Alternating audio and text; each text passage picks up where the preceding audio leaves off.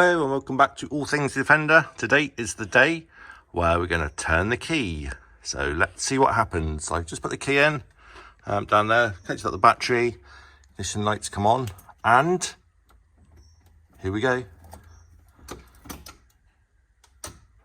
Absolutely nothing. Can hear the starter relay, but nothing. I've had this issue before. The starter motor, if you watch one of my previous videos, failed when I tried to bring it up from Leicester to here. So I suspect the starter motor has failed again. I actually did turn this on yesterday, so I did know that was going to happen. I've actually removed the exhaust. I'll go around and show you so I can get to the starter motor. It's buried very deep in these, so I'll go and show you. Okay, there's the starter motor right down there. That's it, with the wires going on the back and down there somewhere.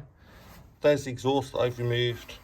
That's the header there. I've just dropped the exhaust down there to give myself a little bit more access to get in there. So I'm going to try and put 12 volts across the solenoid just to see if the starter works. If not, I'm going to have to take the starter motor out, which looks like a nightmare of a job, to be honest.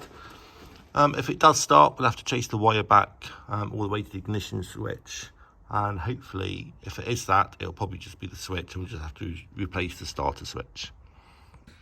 So I've just put 12 volts across that white and red wire. Probably can't see it, but the white and red wire to the back of the starter motor on the solenoid.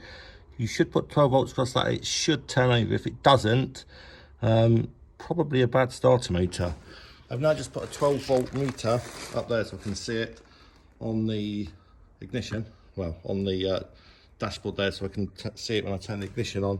And I've just put a long wire on it. So now if I go around to the ignition, turn it on, hopefully we should get 12 volts. So turn the ignition back on and engage the starter motor. And on there, as you can see, we are actually getting 12 volts to the starter motor.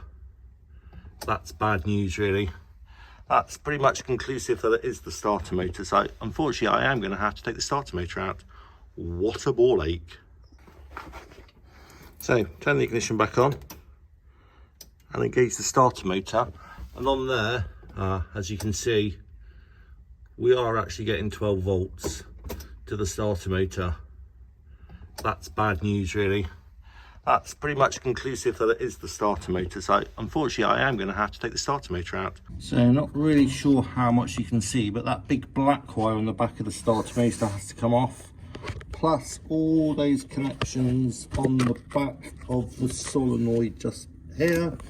There's 2 or 3 bolts, not quite sure how many, that actually hold the starter motor in. Not sure how this is going to go, but it needs to come out. So finally, 3 bolts, extremely difficult to get to them. One of them you need to get a spanner behind it to hold the nut. No space to get in, but finally got them all out. And there, if I don't drop it with one hand, is the starter motor. So let's have a look at it, see if it actually works. If not, we'll buy a new one and try and install it. So just set the starter motor up now to test it. I got some jump leads off a 12 volt battery. The first one, the positive, goes to the positive stub on the solenoid. The negative could just go on the casing. Then we have a little jump lead from the positive side of the battery, and all we need to do to start the motor, the starter motor, is touch that terminal there, which should activate the terminal and well, energize the solenoid and the starter. Let's see if it works. That looks like a big no. Something wrong with that. Not quite sure what. It looks like it's jammed or something. I can hear it ticking. So I think I'm going to throw that one away and put a new one in. I have just been playing around with this. That was so oily and gunged up, rusty. I've just sprayed it with a lot of WD-40. Like this, and whacked it with a hammer several times. It is now all freed up. Well, I say freed up, it's really, really tight. I'm not going to be using this one. I will get a new one. I was just intrigued to see if I could get it running, and I have lots of WD-40 on that. So probably just by cleaning all that up would probably make it run, but I don't actually trust it anymore. So I will put a nice new one in while it's off. It'd be stupid to put this old one back on. You probably could repair it, take it all apart and clean it, repair, but probably not very economical to do that. So I will get a new one. There you go, and just to prove it does work, very badly though, here we go.